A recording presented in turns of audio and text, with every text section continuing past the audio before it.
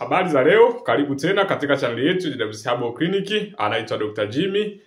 Leo nitaongelea dalili za awali za upungufu wa kinga mwilini, kwa kifupi tunaita ukimwi. Watu wengi wamekuwa wakituuliza kwamba ni dalili zipi za awali za upungufu wa kinga mwilini, lakini pia je, upungufu wa kinga mwilini huwa unatambulika baada ya muda gani mara baada ya kupata maambukizi. Nikumbushe, kama ni mara ya kwanza kufuatia channel yetu, basi usahau kusubscribe na comment ili uweze kuwa mtu wa kwanza kupata dondoo za kiafya tunazozituma kila siku. Lakini kwenye video ambazo zimepita tumeelezea namna ya ukimwi au virusi vya ukimwi ambavyo vinaenea, chanzo, lakini tukiwa tumeongelea dalili zake kwa upande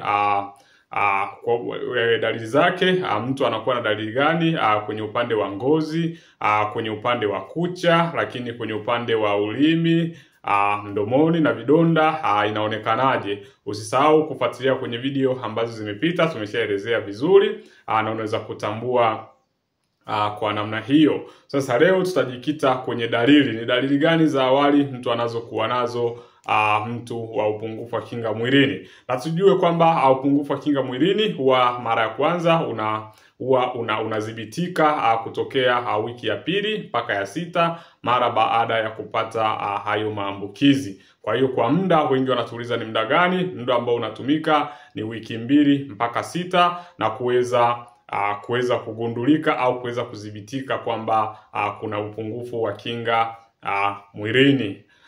Tujue dalili ambazo zinakuwepo hapa awali ni kama dalili zile kama zile za mafua ambazo zinaweza zikaja na baadaye zikaweza kutoweka.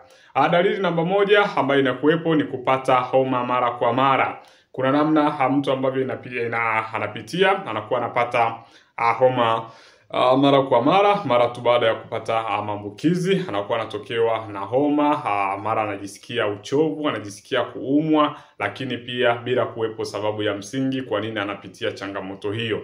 Kwa hiyo ni dalili namba moja ambayo atapitia. Lakini dalili namba 2 ni maumivu ya kichwa. Anakuwa anahisi kichwa kinamuuma sana, kichwa kinamuuma, kichwa kinagonga, ambayo pia ni dalili. Ingawa kuna hizi dalili ambazo tunakutajia, pia ni dalili za magonjwa mengine. Kwa hiyo baada ya kugundua kwamba baada ya kuona hizo dalili, bila kusema, wengine washaona hivi anajua ni HIV. Hapana, ukishaona dalili hizo, basi utatakiwa kwenda kupima ili kuweza kujiridhisha kweli kinachokutesa ni kitu gani, kwa sababu dalili pia zinaweza kufanana na changamoto nyingine.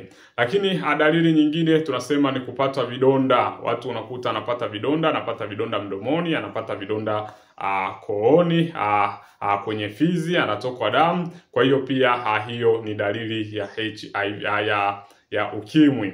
Lakini pia dalili ni kupungua uzito kwa ghafla. Uzito kupungua ghafla na bila sababu ya msingi. Yaani kuna mtu uzito wake unapungua ghafla. Uzito kupungua ghafla, basi ni dalili nyingine ambayo inaonekana kwa mtu mwenye upungufu wa kinga mwilini. Lakini dalili nyingine huwa tunasema ni kuharisha mara kwa mara bila sababu ya msingi. Mtu mwenye maambukizi ya ukimwi, basi huwa anapitia changamoto ya kuharisha mara kwa mara bila sababu ya msingi. Yani unajua kuna pengine mtu unaharisha, unajiuliza, unapata sababu kwamba labda kuna kitu fulani kimefanyika.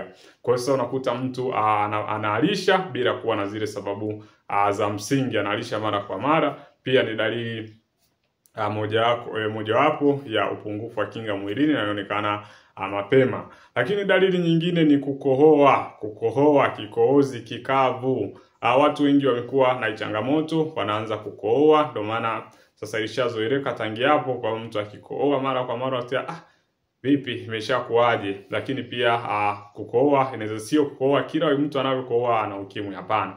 Lakini pia ni dalili mojawapo ambayo inaindicate kwamba huyu mtu anaweza kawa na upungufu wa kinga mwilini.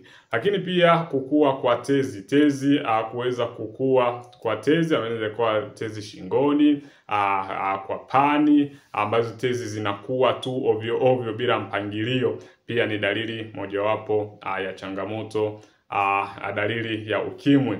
Lakini pia dalili nyingine ni kuota vidonda sehemu za siri, kwa sababu utakuwa na maambukizi ya fangasi au bakteria, kwa sababu kinga ya mwili iweza kushuka. Sasa kinga ya mwili ikiweza kushuka, basi tambua kwamba unaweza kupata vidonda sehemu zako za siri. Lakini dalili nyingine ambayo unaweza ukaipata ni ngozi kuweza kuwa na ukurutu, ngozi kubadilika rangi yake ya ngozi nyeusi. Sasa unakuta inaweza ikawa nyeusi au nyeupe, lakini unakuta rangi ya ngozi inaanza kubadilika mara kwa mara, inakosa ule mng'ao wake. Kwa nini inakosa mng'ao? Kwa nini? Ni kwa sababu kinga ya mwili imeweza kupungua. Hizo ndo baadhi za dalili ambazo za upungufu wa kinga mwilini, ambazo unaweza ukazitambua kwa muda wa wiki 2 mpaka wiki 6. Lakini tukumbuke hizi dalili zinaweza zikawepo